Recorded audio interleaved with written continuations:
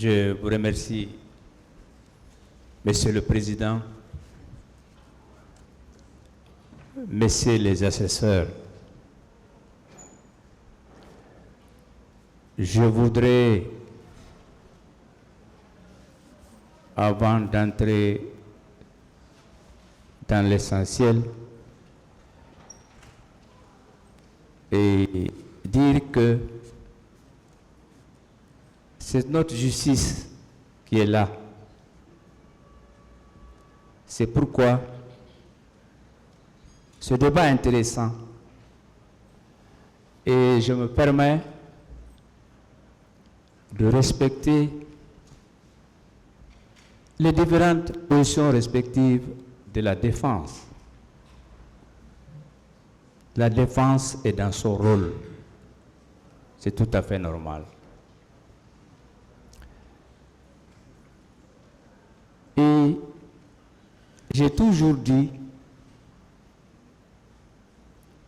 et je ne cessais de le dire, que ce procès,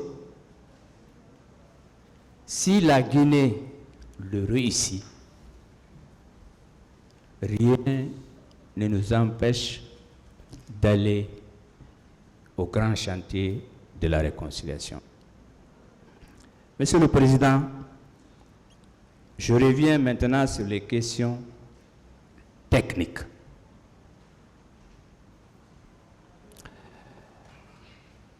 Un des avocats de la défense a affirmé, je respecte, que si vous requalifiez ces faits, que votre décision sera une décision arbitraire, mal vue, commentée à la fac, dans les facs. Je pense que une décision de requalification, ce n'est pas la première fois dans cette affaire. Ces décisions-là ne sont pas arbitraires. Donc la décision que vous rendrez ne sera pas du tout arbitraire. C'est pourquoi mes confrères disposent des voies de recours. Bien. Sur la question de l'autorité de la chose jugée, je ne veux pas beaucoup insister. C'est que j'estime que, en tant que professionnels, nous tous ici, y compris le tribunal, que le juge d'instruction et les chambres de contrôle, c'est une autre juridiction, ce sont des juridictions. Comme l'a rappelé monsieur le représentant du parquet, mais la juridiction de jugement devant laquelle nous sommes, elle est distincte du juge d'instruction et des chambres de contrôle. J'affirme, c'est une thèse, je soutiens, que cette juridiction criminelle, elle est plus forte que le juge d'instruction. C'est la juridiction de jugement qui relaxe ou acquitte, ici acquitté. Ce n'est pas le juge d'instruction.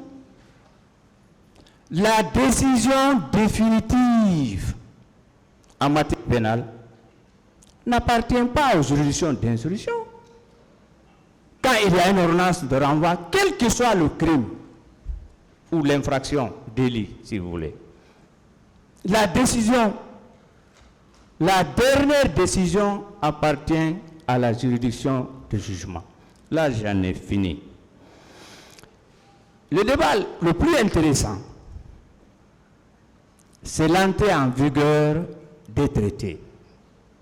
Le débat le plus intéressant, est-ce qu'un traité a besoin d'être inséré dans le droit interne? Je pense que ce n'est pas nécessaire, ce n'est encore moins obligatoire. Je voudrais dire que la question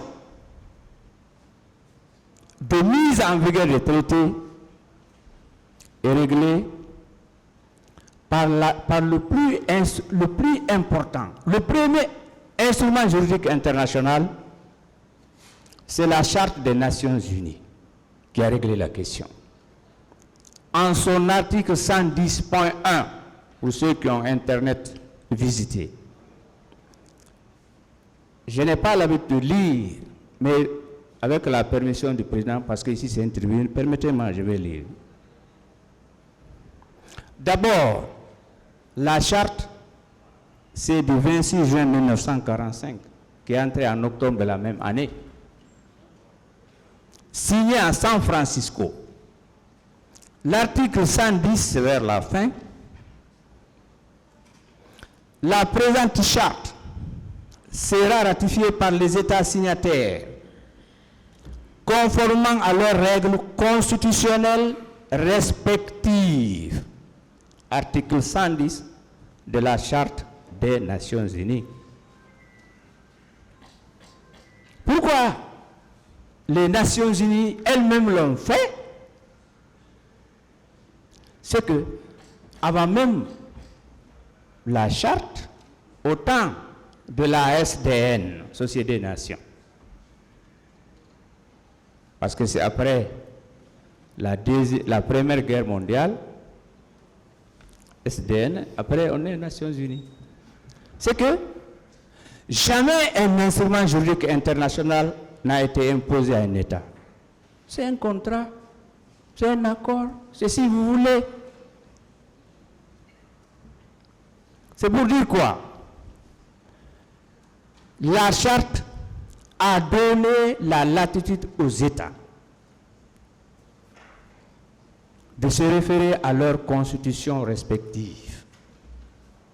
C'est pourquoi nous, on a visé dans nos conclusions l'article 79 de la Constitution du 23 décembre 1990. Nous avons été reprochés par un confrère dont je tais le nom, dont j'admire, je respecte, et réciproquement. Il nous a reproché, ils ont visé une constitution abrogée. Oui. Pourquoi on l'a visé? Parce que là, c'est le droit pur. Il faut l'expliquer. Nous l'avons visé parce qu'elle était en vigueur jusqu'en 2010, jusqu'au 7 mai 2010. C'est pourquoi on l'a visé. On nous a reproché qu'on a visé la Constitution de 2010, de 2020. Nous avons dit que même ces constitutions auraient pris la position de la Constitution du 23 décembre 1990. Que ce soit, ça c'est du droit pur. On est entre professionnels. Deuxièmement, on dit qu'on a visé le traité et le code pénal. Mais il faut faire attention. Bien lire. Nous avons dit les dispositions du traité où on n'a pas dit et où, on n'a pas dit et. On a dit où. On veut dire tout simplement c'est le correspondant, c'est le répondant dans le droit national. Rappelons-nous, c'est la coordination et qui a déclenché la guerre en Côte d'Ivoire. Quand on a dit qu'un citoyen ivoirien, pour qu'il soit candidat, il fallait être de père et de mère ivoirien. C'est qui a entraîné la guerre. Je vous dis à mon confrère, ça c'est du français. Il faut en appréhender, il faut saisir quand c'est où, quand c'est eux, quand c'est et où. Bien. Monsieur le Président, en matière de traité, donc, chaque traité définit comment il entre en vigueur. Chaque traité.